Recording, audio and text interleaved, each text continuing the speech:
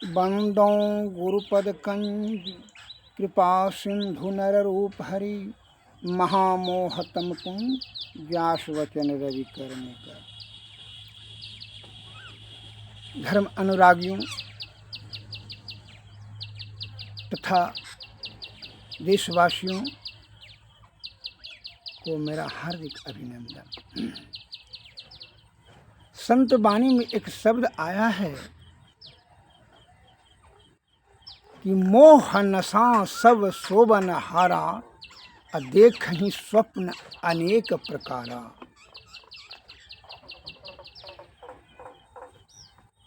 यह मोरूपी जो बंधन है, इससे बड़ा कोई भी बंधन नहीं है। यह मन मोह का बंधन से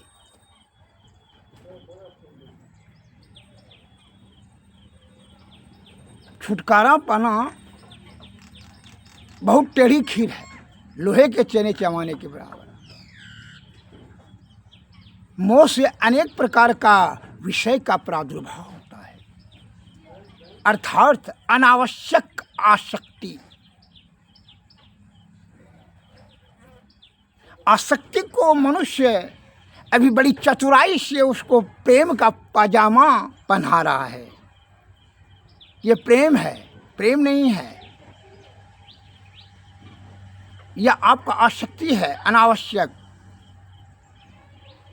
जिसके कारण से विषय की जागृति हो जाती है। विषय तो जानबे करते हैं कि वह दुख का इतना बड़ा बंधन है, उससे जितना आप निकलने का कोशिश करते हैं उसमें और उलझते जाते हैं। लोभ मोह मद अहंकार तृष्णा भय क्रोध ईर्ष्या राग द्वेष सब क्या है? विषय बड़ा बलवती होता है।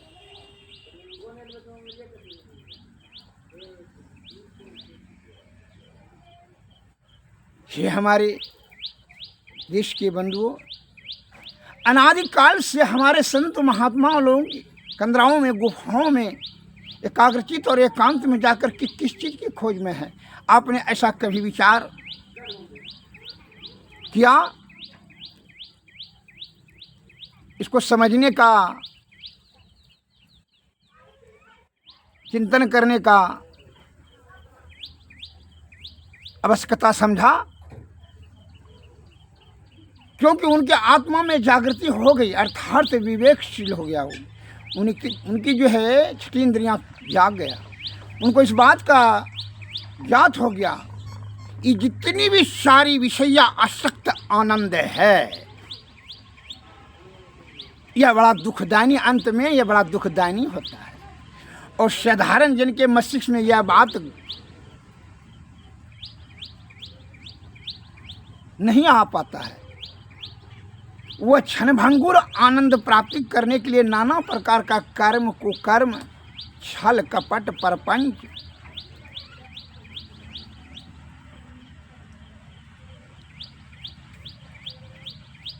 को ग्रहण कर करके अपने कीमती आयु को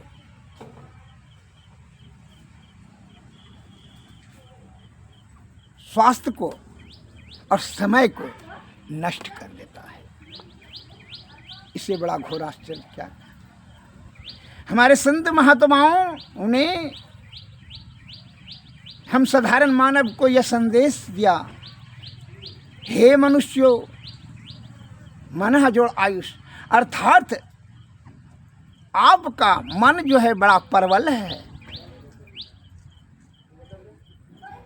मन की बड़ी प्रबलता है, इसलिए आप मनुष्य हैं।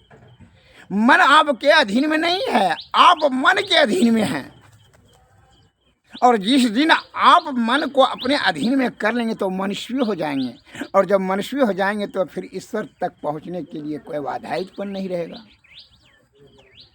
आप ईश्वर के सन्निकट चले जाएंगे। और वह क्या मन की बड़ी प्रबलता है विषय को बढ़ावा देने में,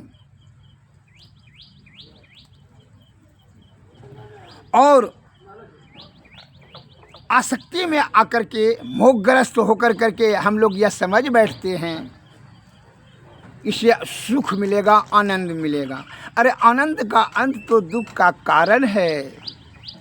यही बात को तो हमारे संत महात्मा अनादिकाल से बताने के जो है प्रयत्न कर रहे हैं, निरंतर कोशिश कर रहे हैं।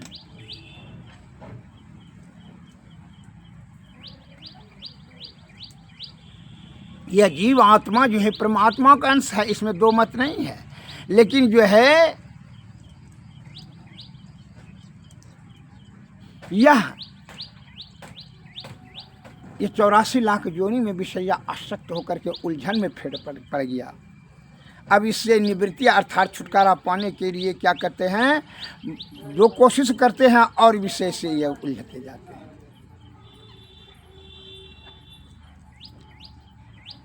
इसलिए गीता में भगवान श्री कृष्ण ने कहा है, दुखों का सबसे बड़ा कारण विषय है।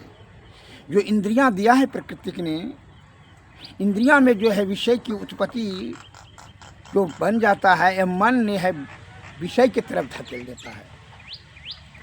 इससे निवृत्ति पाने के लिए भगवान श्री कृष्ण ने गीता में कहा है, अर्जुन ने जब पूछा, भगवान यह बताने का कृपा करें कि सुख की प्राप्ति करने के लिए क्या करना चाहिए, दुख का कारण क्या है। तो उन्होंने जवाब दिया भगवान श्री कृष्ण ने, तस्मात् त्वम इंद्राणी आदो नियम्य भरतरस्व पाप नाम परजयी हुए नम ज्ञान विज्ञान नाशनम। अर्थात इसका हिंदी है,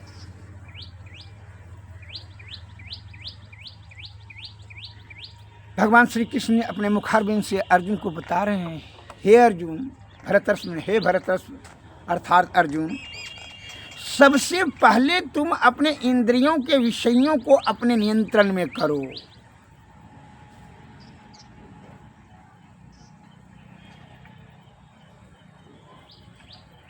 क्यों? पाप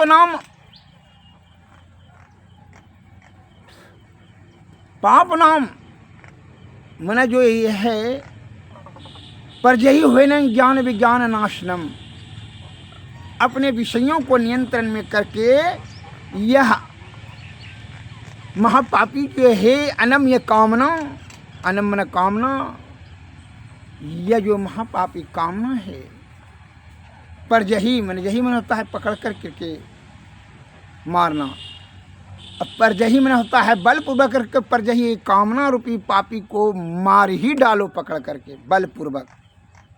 क्योंकि हुएनम, क्योंकि ज्ञान विज्ञान नाशनम, ज्ञान और विज्ञान को नाश करने वाला यह महान पापी कामना ही है। इसलिए स्वामी विवेकानंद जी महाराज ने भी कहा है, काम समुद्र माँ विवेश, काम सागर की भांति अतृप्त हैं, इसका ज्यों ज्यों आपको पूर्ति करते जाएंगे तो इसमें कोलाहल होते चला जाएगा, तृष्णा की आपूर्ति नहीं होगी। जो विषय आसक्त होकर के, गुहा आसक्त होकर के मनुष्य जो है, जीव आत्मा कितना जो है नीचे की गिर रहा है। ये हमारे संत महात्मा लोग ही इसको जो है कह रहे हैं कि इसकी प्रवृत्ति को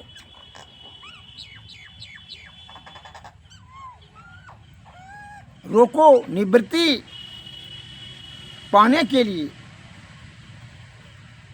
विषय से निवृत्ति पाने के लिए चिंता नहीं। बहुत से सज्जन कहते हैं बहुत हमको चिंता करते हैं, बहुत दुख हो रहा है इसलिए चिंता। अरे चिंता नहीं, चिंता तो अनुसार हट जाएगा तो चिंता में परिणत हो जाएगा। चिंता नहीं, संत महात्मा कहते चिंतन करो, आत्मचिंतन। आत्मचिंतन से बुद्धि का परिवर्धन होगा, वृद्धि होगी,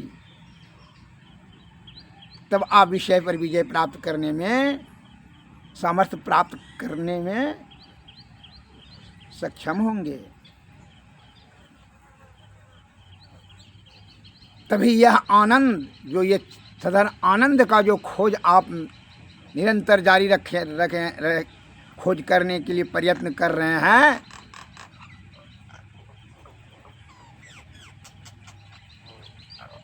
इस बात का आपको ज्ञान नहीं है कि जिस आनंद का खोज आप करने की जो इच्छा लगाए, कामना लगाए बैठे हुए हैं, यह आनंद का अंत में दुख है। यही आनंद दुख का कारण है। संत महात्मा लोग कहते हैं क्या कि आनंद नहीं, वह आनंद प्राप्ति करने के बारे में प्रयत्न करो कि जिस आनंद का क्षय नहीं हो, अंत नहीं हो, अर्थात अंत विहीन आनंद, परम आनंद, वो आनंद का क्षय नहीं, जिसको ईश्वर कहते हैं, गॉड कहते हैं, अल्लाह कहिए, भगवान कहिए, जो आप अपने भाषा में कह सकते हैं। लेकिन वही परम आनंद अर्थात अक्षय आनंद प्राप्ति करने के बारे में आपको आत्मचिंतन, गुरु का मार्गदर्शन, सत्संग, सदाचार का पालन, सतोगुण में रहना अति अनिवार्य, परम आवश्यक है।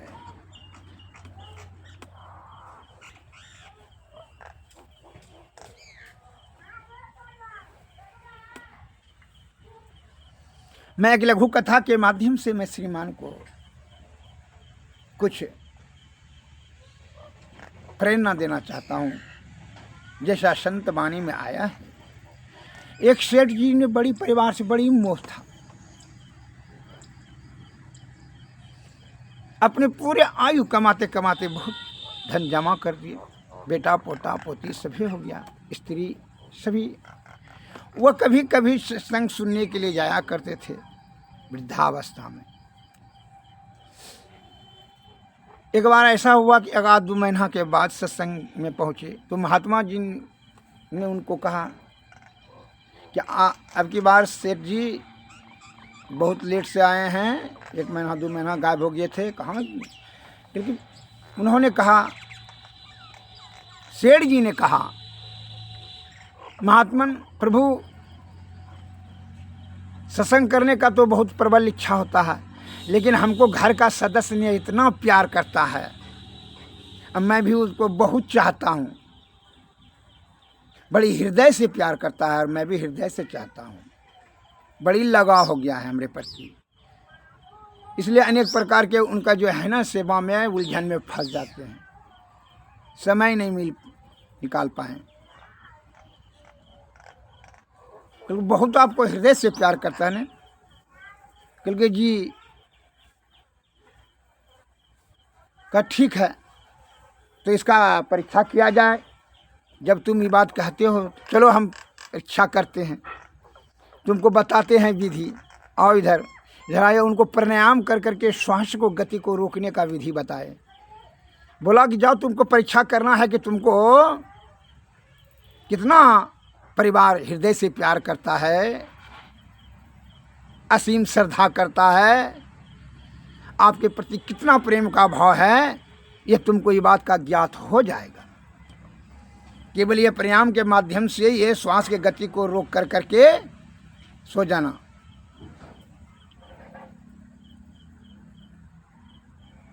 जबकि वो सब मृत समझ लेंगे, और समझ कर करके जो तुम वो सब बोलेंगे तुम सुनेगा, तब तुमको समझ में आ जाएगा कि परिवार को तुम्हारे प्रति कितनी प्रेम श्रद्धा आ सकती है। सेठ जी ने कहा ठीक है, वह मंत्र दिया, बताया श्वास को रोकने का विधि, और सेठ जी वहाँ से आए घर।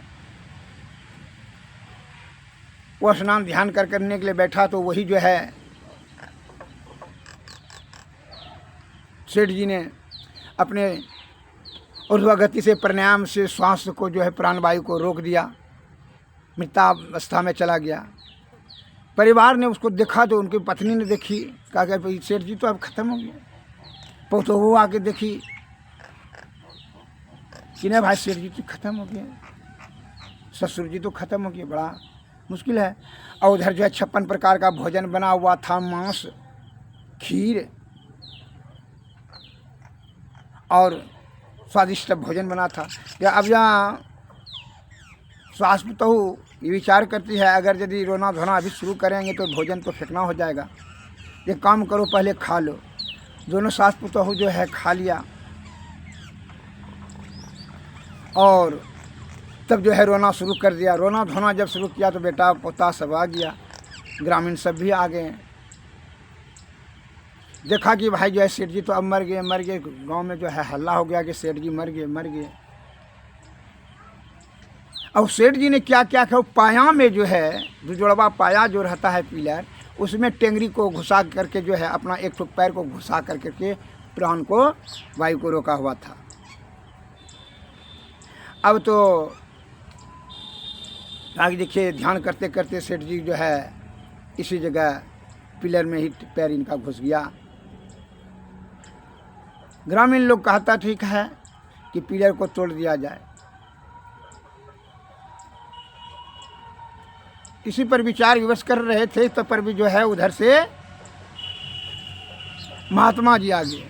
बड़ी रोना धोना सुन करके गांव में शोर हुआ तो महात्मा जी भी को ज्ञात हुआ। तो महात्मा जी उधर आ गए, गांव के किनारे में बैठते थे रहते थे महात्मा जी जब आ गए तो उनके सेठ के यहाँ देखता है कि बड़ी प्रलाप कर रही, बड़ी विलाप करती रही है उनकी पत्नी, पुतहू, बेटा, पोता, नाती, बेटी इत्यादि और सभी परिवार। तो महात्मा जी ने कहते हैं कि आप लोग बहुत इनको श्रद्धा और प्रेम करते हैं, क्योंकि जी महात्मा जी हम तो भगवान से कहते हैं कि हम लोग को उठा लेता, मौत दे देता तो बढ़िया है। यह सेठ जी को काहे अभी मौत दिया, इन्हीं के ऊपर तो परिवार का भार था। तो महात्मा जी ने कहा क्या चाहते हो तुम लोग कि यह जीवित हो जाए? क्योंकि हाँ अगर यदि है ऐसा कोई शक्ति आपके पास हो, कोई तपस्वी शक्ति, तो महात्मा जी जीवित कर दीजिए, बड़ा उपकार मानूंगी। आप जो कहेंगे वो करने के लिए मैं हम लोग परिवार तैयार हो जाएंगे, जो दान दक्षिणा कहिए देने के लिए तैयार हैं हम लोग। एक बोतल महात्मा जी ने निकाला, उसमें कुछ भरा हुआ था पानी की तरह। तो महात्मा जी ने वो बोतल देते हुए परिवार को बोला, उसकी पत्नी को बोला कि लो पी लो। पहले बेटा को बोला कि लो पी लो, इसको पी लेगा तो क्या होगा, तुम्हारा प्राण वायु जो है तुम्हारे पिताजी में चले जाएंगे, तुम्हारा पिताजी जी उठेगा, जीवित हो जाएगा और तुम मर जाएगा। तुम्हारा ही आयु ट्रांसफर हम कर देंगे, उसमें दे देंगे आपका, तुम्हारा ही आयु हम उसमें दे देंगे। ये दवाई पीने से इसमें यह शक्ति है। तो उसका बेटा ने सोड़ी नकार दिया कि नहीं महात्मा जी छोड़िए, अब तो वृद्ध हो गए, तो 2-4 साल में ऐसे ही मरबे करता पिताजी, छोड़िए, अब जो हो गया तो भगवान की मर्जी थी, वो बान्हा काट दिया। उसको पुतहू को बोला, पुतहू जो बेटा ने हुआ तो हम पुतहू को हमरा कौन है, हम काहे के लिए पिएंगे। पुतहू को पत्नी को बोला, बेटी को उसका बोला तो बोले कि हम तो जो है ना अपना बाल बच्चा देखने के लिए जाएंगे अपना ससुराल की, यही से फिर में हम रहेंगे। महात्मा जी जेन से आप पढ़ाने के लिए आए हैं, 2-4 ठो फटकार भी दे दिया। पत्नी को, उसकी पत्नी सेठ जी की पत्नी को जब महात्मा जी ने कहा तुम पी लो तो तुम्हारा आयु सेठ जी में चला जाएगा, बड़ी प्रेम करती है, सेठ जी बोल रहे थे। क्योंकि हाँ वो बात तो सही है, लेकिन महात्मा जी जो हो गया तो हो गया, छोड़िए, अब क्या पिएंगे और ये सब क्या लफड़ा है। ईश्वर का जो यही मर्जी था, इतने दिन इनका लिखा हुआ था मेरे स्वामी का, तो जो हो गया महात्मा जी छोड़िए, अब हम नहीं पिएंगे। अंततः नहीं कोई परिवार का कोई भी सदस्य वह बोतल का दवाई पीने के लिए तैयार नहीं हुआ। तो महात्मा जी ने कहा तो बड़ा मुश्किल है, कैसे जिएगा। कहा ग्रामीण ने जब पीने के लिए तैयार है नहीं तो छोड़िए महात्मा जी, छोड़िए, चलिए इसको अब जला दिया जाए। तो जो टेंग जो उसका जो पैर जो फंसा हुआ था पिलर में, तो कहने लगा गांव लोग कि भाई पिलर तोड़ दो। उसका पुतौहा कहती है अब बेटवा कहता है, बेटवा पुतहु कहता है कि इसको जो है पिलर तोड़ेंगे तो बहुत मुश्किल हो जाएगा, फिर मकान इस पर है। एक काम कीजिए, पिताजी को तो अब जलेबे करेंगे, ससुर जी को तो अब जलबे करेगा, तो मरिए गए हैं, पैर ही काट दीजिए।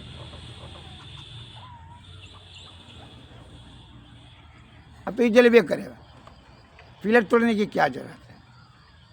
तो पैर काटने के लिए हथियार लाया। कहा रुको रुको, महात्मा जी ने कहा रुको रुको रुको रुको, एक काम करते हैं, ये तो हमारा जो है ना सत्संग भजन करता था, हमको कभी कभी जो है खाना भी दे देता था, भोजन भी कभी कभी हमको सेठ जी कराता था, हमारा बड़ा बढ़िया चला था। इनको सत्संग के प्रति बड़ी आसक्ति थी, हम ही पी लेते हैं।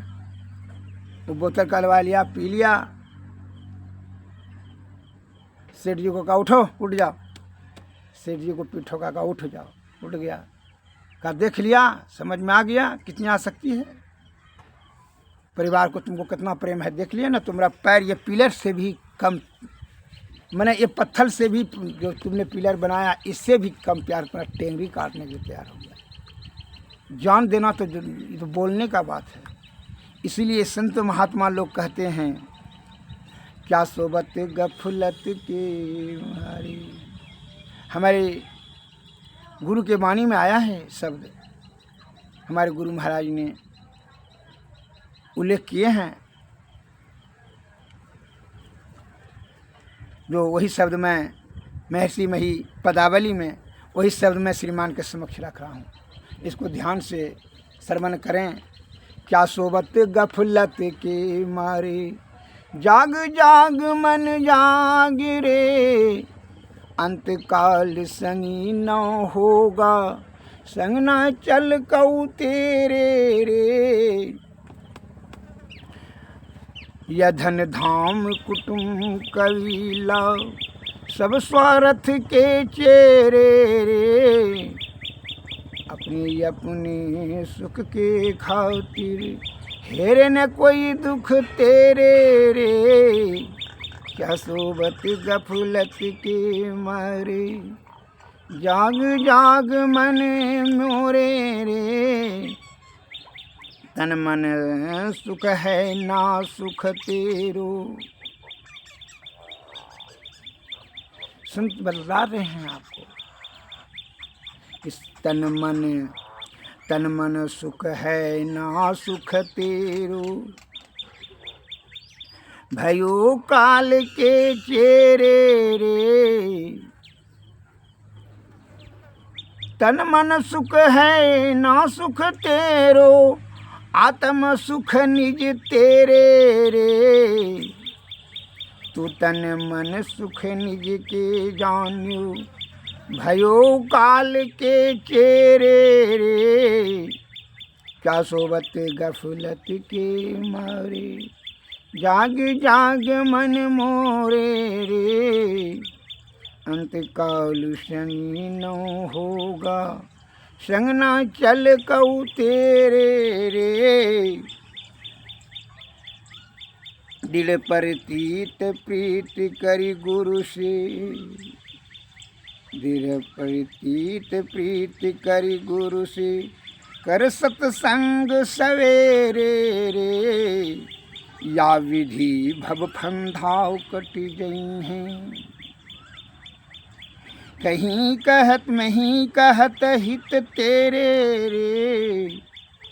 क्या सोबत गफलत के मारे, जाग जाग मन मोरे रे, अंत काल संगी न होगा, संग न चल कऊ तेरे रे।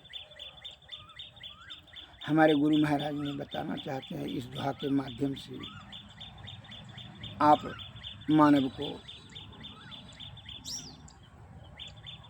कि अंत काल में कोई संग नहीं जाने वाला है। यह मल मूत्र कफ पसीना ढोने वाला शरीर से जो 5 तत्व से निर्मित किया गया है प्रकृति द्वारा, यह सब नहीं रह जाएगा। यह जो अंत दुखदायिनी आनंद के फेर में अपने आयु समय लगा देते हैं, क्षणभंगुर आनंद प्राप्त करने के चक्कर में, इससे ऊपर उठिए। परम सुख अक्षय आनंद प्राप्त, परमानंद प्राप्त करने के बारे में विधि बताते हैं कि विषय से ऊपर उठो। तो सतोगुण में रहो, सदाचार का पालन करो, ब्रह्मचर्य का पालन करो, संत के शरण में जाओ, तब भक्ति का रूपी बीज पड़ेगा। कहा है जब संत के शरण में जाओगे, संत के संगति में रहोगे तो भक्ति का बीज पड़ेगा आपके अंतःकरण इंद्रियों में। तो भक्ति बीज बिन सही नहीं, अगर यदि बीज पड़ गया तो वह बिया आपका जन्म जन्मांतर तक छीन नहीं होगा, वही बिया आपका संस्कार बन जाएगा। तो भक्ति बीज बिन सही नहीं, जो जुग जाई अनंत, ऊंच नीच घर जन्म ले फिर भी संत का संग।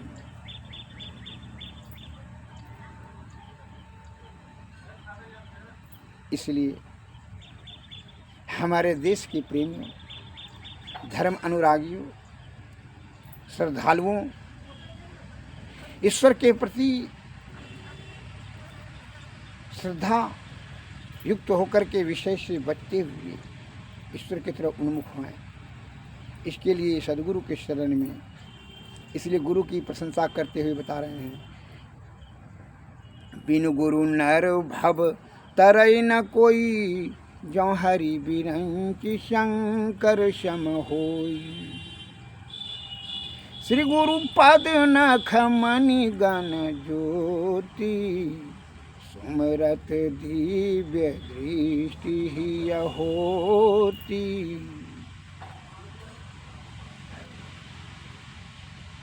तीन लोक नौ खंड में गुरु से बड़ा न कोई, जो करता जो ना कर सके गुरु करे से कोई। गुरु के शरण में जाए। अगर पूर्ण रूपेण से जीवात्मा को सुखमय बना के इच्छा है, अर्थार्थ मुक्ति चाहते हैं, तो भक्ति का युक्ति, वही सभी प्राप्त करने के लिए युक्ति जानने के लिए गुरु का होना परम आवश्यक है। जो पाप का पुंज जमा जिनके मस्तिष्क पहले है,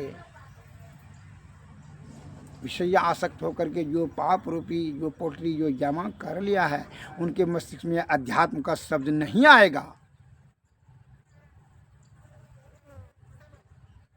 संत वाणी में तुलसीदास जी ने लिखा है कि तुलसी पिछले पाप से हरि चर्चा न सहाय, जैसे ज्वरों के ताप से अन्नों की रुचि जाए। जिसको ज्वर हो जाता है उसको अन्न अच्छा नहीं लगने लगता है। जिसको पाप का जो है ना जमा है, उसको तो भोगेगा पहले, तब हरि का चर्चा अच्छा नहीं लगेगा। वो तो व्यर्थ का बकवास इसको मानता है। लौकिक दृष्टि से माता पिता भी क्या देखिए आलोचना करता है, उसका भी तिरस्कार अपमान करने के लिए नहीं चूकता है। अभी के तमोगुण और रजोगुण वाला सज्जन तो ईश्वर को क्या, जो कि अदृश्य है, क्या समझेगा।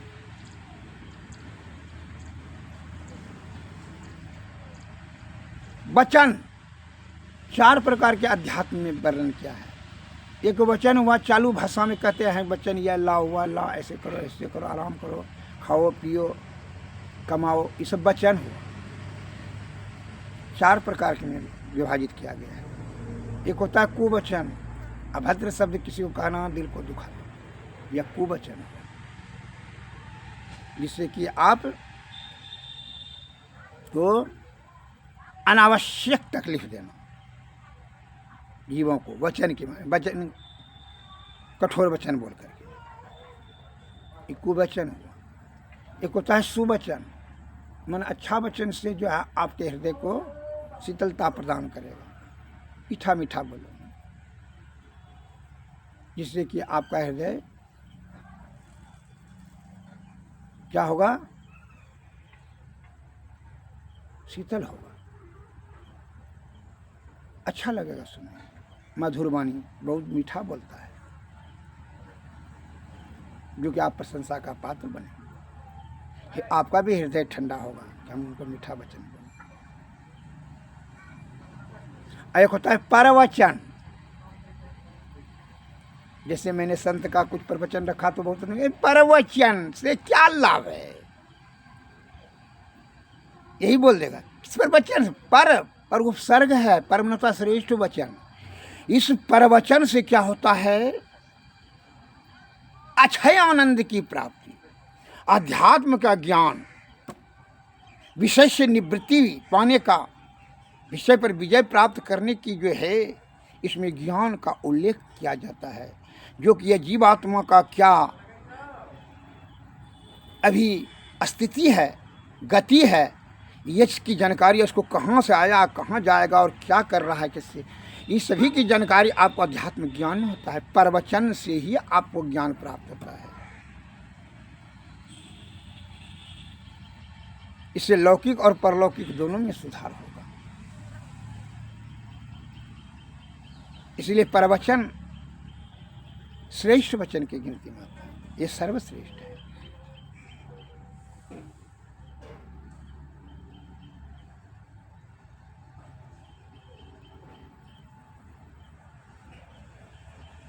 कहने का तात्पर्य यह है,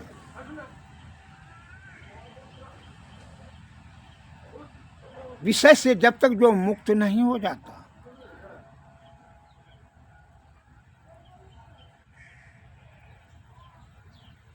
वह दुख से निवृत्ति पाना असंभव है।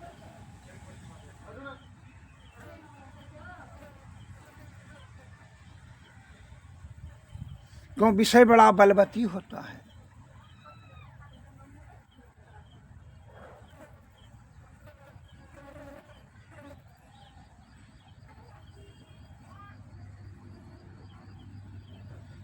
ध्यान योग में, सामवेद में ध्यान योग में बताया है, वह शब्द आज का नहीं है। ध्यानाभ्यास में आप देख सकते हैं,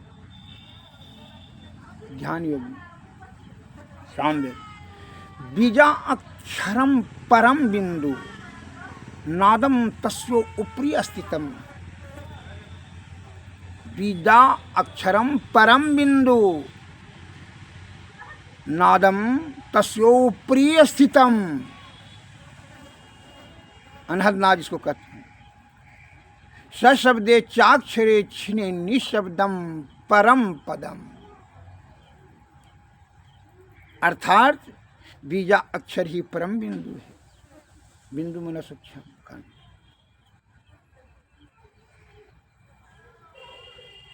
जो अक्षर देते हैं गुरु महाराज, बीजा अक्षर परम बिंदु पर स्थित, बीजा अक्षरम परम बिंदु नादम तस्यो प्रिय स्थितम, उसके ऊपर में अनहद नाद है।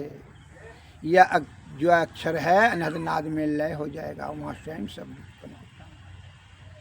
सात शब्द चाक्षिणे, और यह शब्द चाक्षरे, यह अक्षर जो है, जो दिया गया, यह अक्षर जब छिन्न हो जाएगा अनहद नाद में, तो क्या होगा, निशब्दम परम पदम, वहाँ निशब्द हो जाएगा, तो वहाँ तक परम पद, उससे तो आगे तक परम पद की प्राप्ति होगी, अर्थात परमेश्वर, परमानंद।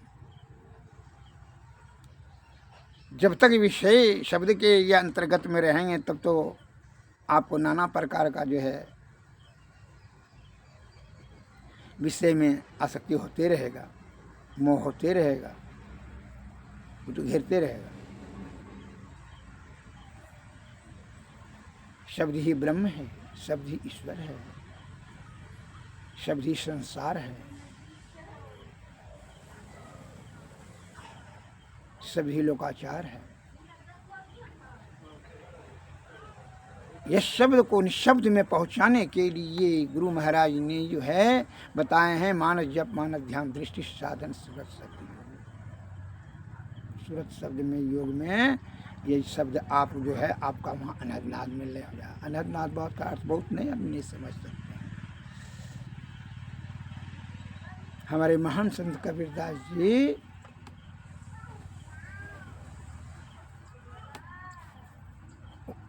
ब्रह्म ज्ञानी थे, आत्मज्ञानी के ऊपर ब्रह्म ज्ञानी ऊपर पहुंच गए थे।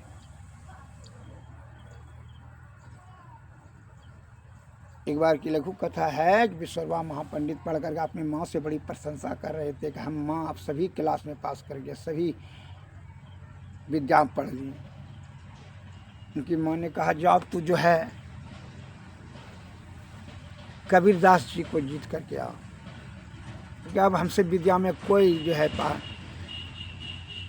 हमको पराजित नहीं कर सकेगा। उसकी माँ ने कहा इसको तो अहंकार हो गया है। कहा कि जाओ कबीरदास जी को जीत करके आओ। तो कबीरदास जी के पास जो है पंडित जी ने बैलगाड़ी में सभी शास्त्र को लाद करके आए। कबीरदास जी गांव के बाहरी में जो है टहल रहे थे, तो भेंट हुई। तो उनसे कबीरदास जी पूछा विश्वकर्मा ने कि पंडित जी कबीरदास जी का घर कहाँ है? तो क्या बात है? कल के उसको शास्त्रास्त्र में परास्त कर करके जीतना है, उनको शास्त्रास्त्र करने के लिए कबीरदास जी ने कहा उसको परास्त करेंगे, हराएंगे। तो जीतने के लिए आप आए हैं, मैंने परास्त करके हराने का ही इच्छा से आए हैं।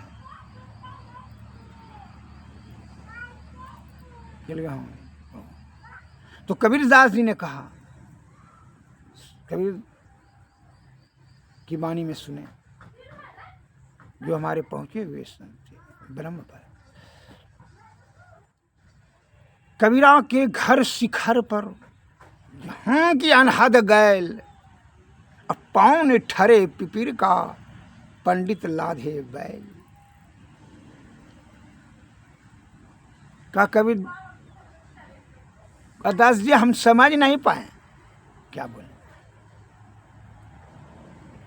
घर पूछे तो घर तो बताएं कि कबीरा के घर शिखर पर, वो शिखर पर है जहाँ की अनहद गैल, अब पाँव ठरे पिपीर का, पिपरी का वहाँ पाँव नहीं ठरता है। अब पंडित लाधे बैलगाड़ी वहाँ कैसे पहुँचेगा? कि जब अनहद नाद तक तुम नहीं जा पहुँच सकते हो, ये तो सब शब्द में हो, उसका अर्थ तुम नहीं जानते हो तो क्या तुम सस्ता। ठीक है, हमें है कबीरदास जी, तुम लिख लो। तो ब्रह्म ज्ञान कि कबीरदास जी हार गए और विश्वकर्मा जीत लिया। वो अपने से लिख लो, अपने से लिख लिया। अपने माँ को जाकर दिखाता तो वहाँ लिखा गया कबीरदास जीत गया और विश्वकर्मा हार गया। क्योंकि कैसे, क्योंकि अगर अपने से हम लिखें तैयो कैसे उल्टा लिख लिया। क्योंकि सुनो छोड़ो, वो आने के लिए उत्सुक हुआ, फिर से जाते लिखवा लेंगे ना, मत जाना। वो ब्रह्म ज्ञान हमारे संत महात्मा नहीं होते तो यह ज्ञान की उत्पत्ति कहाँ से होती? तो नष्ट भ्रष्ट हो जाता है। जीव आत्मा अशांत होकर करके अपने जो है जीर्ण शीर्ण होकर करके सभी अपने आप में लोभाकृष्ट होकर करके सब जो है विषय के चक्कर में पड़कर सभी अपने आप को ही नष्ट कर लेता है। इसलिए बड़ी आसीन कृपा है हमारे महापुरुषों की, संत महात्माओं की, आदि विद्वानों की, ज्ञानियों और ध्यानियों की तथा आदि विद्वान वैद्यजनों की, जो कि आरोग्यता के बारे में भी हमको बताते हुए शास्त्र के माध्यम से बहुत से ज्ञान सारे का उल्लेख किए हैं। कोटि कोटि नमन उनके श्री चरणों में, जो कि आसीम कृपा कर करके हमारे हम मानव के, हम जीवों के कल्याण हेतु उत्तम मार्गदर्शन कर रहे हैं। आत्मचिंतन करने के बारे में बता रहे हैं कि चित्त और बुद्धि, चित्त वृत्ति को सतवृत्ति में बदलने के लिए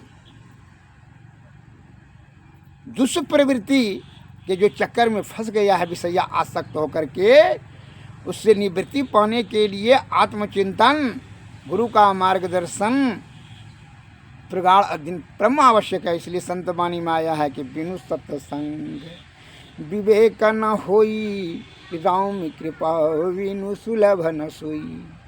सोई जानो सत्संग प्रवाहु, अलोकन वेदन यान पाओ। दूसरा कोई उपाय नहीं है, बिना सत्वगुण में रहे कि सदाचार का पालन करे, विवेक से प्राणी नहीं हो सकता है। छल कपट परपंच बुद्धिमान विद्वान हो सकता है। विद्वान होने के लिए विद्यालय है, बुद्धिमान होने के लिए छल कपट व्यवहारिक है। यह है साधारण मस्ती को कहते हैं खूब कमाओ धन सभी सुख हो जाएगा। साधारण बुद्धि वाला यही सब शिक्षा देते हैं। लेकिन जो अंतर्ज्ञानी है, जिसका आत्मज्ञान जागृत हो गया है, ने कहा अरे ये जितना भी आनंद प्राप्त करने के चक्कर में तुम हो, ये सभी दुखदायिनी है। उन्होंने यही कहते हैं कि विषय बड़ा बलवती होता है, इससे भी आगे बढ़ो, इसके फेर में अपने कीमती आयु को मत नष्ट करो, बर्बाद मत करो। कि यह तन साधन मोक्ष के द्वारा, जहीं पायन परलोक सुधारा। बड़े भाग्य मानुष तन पावा। बड़ा भाग्य से ईश्वर का तन, ईश्वर ने बड़ा असीम कृपा कर करके मानव का तन प्रदान किया है, अब की बार मौका दिया है। इस तन से मोक्ष का जो है यह साधन है। अतः अभी ये अवस्था में जीवत ही करो आशा भाई, जीवत समझे जीवत बूझे, जीवत मुक्ति गणे आशा साधु भाई। अभी मिलेगा तभी मिलेगा, नहीं तो जमपुर वासा साधु भाई। आप कहते हैं कि अभी करेंगे सत्संग, अच्छा करेंगे, कल करेंगे, कल करेंगे, कहते कहते तब तक आयु एक श्वास का आपके नियंत्रण में नहीं है। और जीवन और मृत्यु का खेल एक श्वास का ही है। एक श्वास रुक जाए, क्यों करना चाहिए ईश्वर भक्ति? आपके मन में उठा कि क्या क्या हम देखते नहीं करते, इस पर भक्ति करते क्या है? कोई जरूरी है कि आप जो चीज़ नज़र से देख रहे हैं उसी को आप सत्य मान रहे हैं?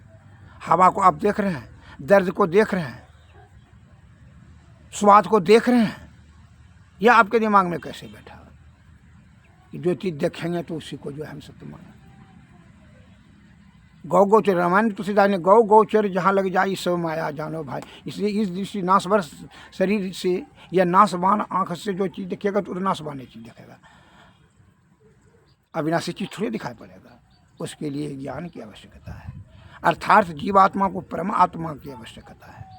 आपके यह छोटा बुद्धि लगा करके विषय में आसक्ति से उलझन हुआ। जैसे सागर का पानी, अगर यदि मैं उदाहरण देता हूँ, सागर का पानी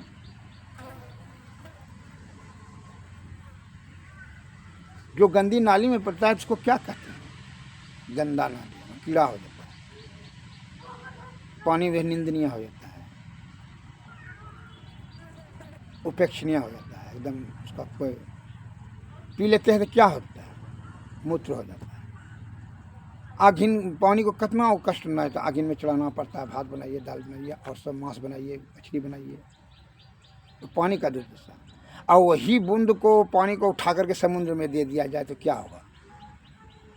बहुत मस्तिष्क में आता होगा ना भाई कि ईश्वर में भक्ति करने की क्या जरूरत है, क्या किसको मोक्ष किसको क्या कहता है। मैं उसी का उपमा दे रहा हूँ आपको कि एक जो है परमात्मा का ही अंश है जीवात्मा, उसी प्रकार ये जो पानी आप यहाँ देख रहे हैं वो समुद्र का ही है। तो वह अगर यदि यहाँ गया तो अगर यदि नाली में पड़ा तो उसको गंदा ना पानी कहते हैं। मांस के झोर में तो मांस का झोर हो गया, शहद में शरबत घोर दिया, चीनी में घोर दिया शरबत हो गया, चिड़ता में घोर दिया तो भाई दवा हो गया। और पानी को जरना पड़ता है, मतलब बहुत दुख पर सड़ना पड़ता है, पी दिया तो पेशाब हो गया, नाना प्रकार का उनको जो है दुर्दशा है। और उसी पानी को उठा करके समुद्र में दे देता तब क्या होगा? वो समुद्र हो जाएगा, पहले समुद्र हो गया। तो वही तो बात कहे, वही चीज़ का तो बता रहे हैं संत महात्मा कि ये जीवात्मा को बड़ा ये 84 लाख योनि में जो भटकना पड़ता, मल मूत्र के बीच में कुंड में 9 महीना उल्टा टेंग लेटना मतलब मामूली कष्ट है। क्या समझते हैं? कष्ट नहीं है आपको? कैसे जानते हैं कष्ट? और खुशी होता तो हंसते हैं, माँ के उधर कुंड से निकलते हैं तो रोते हुए। उसका स्पष्ट है कि वहाँ से रो रहा था, तो 9 महीना से लगातार रो रहा था। मलमूत्र के कुंड में यदि वो क्या होगा, सुख मिल रहा था उसको, सुख मिलता था, हंसते हुए नहीं निकलता। साधारण गलती यहाँ करते थे, देखें तो दरोगा साहब या थाना में उल्टा करके उल्टा टेंगरी लटकाता है। अब कौन ऐसा गलती किया है जो कि माँ के मलमूत्र के बीच कुंड में, मल और मूत्र दोनों के बीच में उल्टा टेंगरी लटकना पड़ता है 9 महीना। इसका कड़ाकना सजा है। ये सभी रोग शोक, और जब यहाँ आते हैं तो रोग शोक संताप, सुख दुख, चिंता, बुढ़प्पा, जवानी, सब घेरते रहता है, होते रहता है। उसी पर इससे निवृत्ति पाने के लिए संत महात्मा लोग ही आपको बताते हैं कि विषय से उठो, नहीं तो फिर जो है 84 योनि में, 84 लाख योनि में फिर भटकोगे। यह बड़ा शुभ अवसर मिला है, एक एक क्षण को न गंवावें व्यर्थ में। जो सज्जन के मस्तिष्क में यह बात है, उसी के लिए मैं उदाहरण दिया। ईश्वर भक्ति से क्या लाभ है, जैसे तुम जो बोलते हो उसी का जवाब मैं दिया।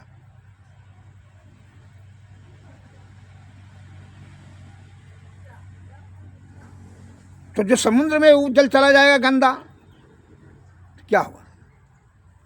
उस समुद्र कहलाएगा, उसको फिर कोई दुख नहीं है, लय हो जाएगा। और वही यहाँ आ गया तो क्या हो गया? नाली में जाएगा, पेशाब बनेगा कि गर्म पानी बनेगा कि दवा बनेगा कि शहद बनेगा, शराब बनेगा, कुछ ठिकाना है उसका? क्या हुआ? उस जल का तो, उस जल बिंदु का जो है ना दुर्दशा न हुआ जी। उसी प्रकार ये जीवात्मा को कष्ट न, आपको उंगली कटता है, उंगली में चोट लगता है, तो किसको उंगली को कष्ट होता है? आपको मैं सोचने के लिए बता रहा हूँ।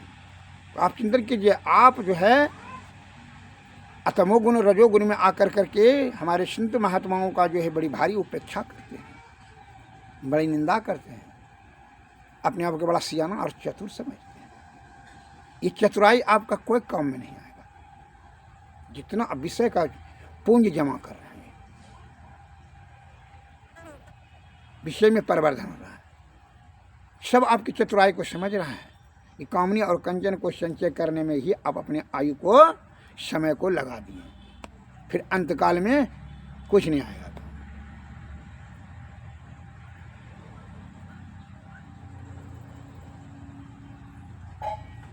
इसलिए तमोगुण अहंकार में आकर करके आप उपेक्षा न करें,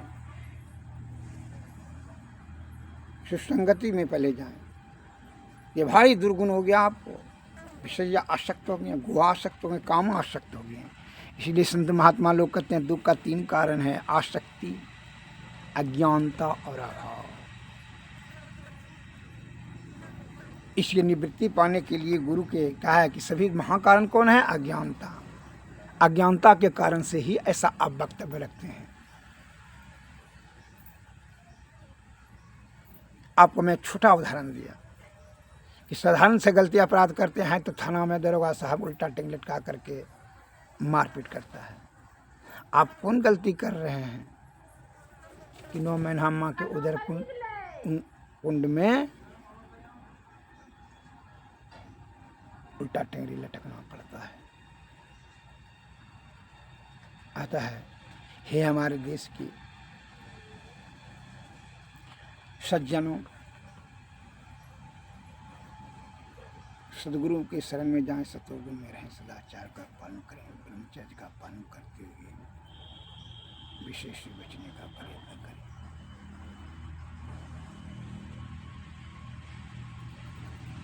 जिनको स्वास्थ्य सुरक्षित और सुव्यवस्थित रखने की इच्छा है, क्योंकि इसलिए स्वस्थ शरीर रहेगा तभी आप धर्म, अर्थ, काम और मोक्ष चारों की प्राप्ति करने में सामर्थ्यवान रहेंगे। अतः हमें स्वास्थ्य को सुरक्षित रखने के लिए आयुर्वेदिक ज्ञान आपको अंत समय में, अंत काल में चंद लफ्जों में हम दे रहे हैं, आप उस सुने, आप समझें। जैसे सबसे बड़ा मूल कारण है कब्ज का निवारण रखेंगे तो बहुत से लोगों से आप सुरक्षित रहेंगे। हुआ आधार हो जाता है। जैसे विषय को परिवर्तन कराने में मन आधार हो जाता है, मन मालिक हो जाता है, उसी प्रकार कब्ज जो है रोगों को परिवर्तन कराने में कब्ज मालिक हो जाता है। Constipation is main cause of all disease. रोगों पर निवृत्ति पाने के लिए कब्ज को पहले दूर करना होगा। उसी भांति विषय स्पर्श से बचने के लिए मन नियंत्रण में करना होगा, ये परम आवश्यक है। तो कब्ज को निवारण करने के लिए मैं देशवासियों को सेवार्थ के लिए परमार्थ के भाव को रखते हुए मैं दे रहा हूँ ज्ञान। सुनिए। त्रिफलाचूरन, त्रिकुटाचूरन और इंद्रजौ सोरहाय, बाइबलिंग, सनायपत्री, शुद्ध सुहागा, शुद्ध फिटकरी, संग भस्म, शुद्ध ततिया, यह सभी औषधि को सम्मिश्रित कर करके आप इसको 1 चम्मच सुबह शाम सेवन करें, जिससे कि आपका कब्ज, वायु विकार, गैस फैस सब नहीं होगा पेट में। किसी और सादा भोजन करें, जैसा कि आपके बुजुर्गों ने आपको बताते हुए आए हुए हैं। शास्त्र में भी ज्ञान को सम्मिलित किया। और विस्तृत रूप से जानकारी प्राप्त करने हेतु आप हमारे मोबाइल पर संपर्क साधें। 93 34 70 46 25। असाध और जटिल रोग का चिकित्सा हेतु आप चिकित्सालय पर आने का भी कष्ट करें। इनको आयुर्वेदिक प्रति श्रद्धा और आस्था हो तब। जय हिंद, जय भारत, नमस्कार, धन्यवाद।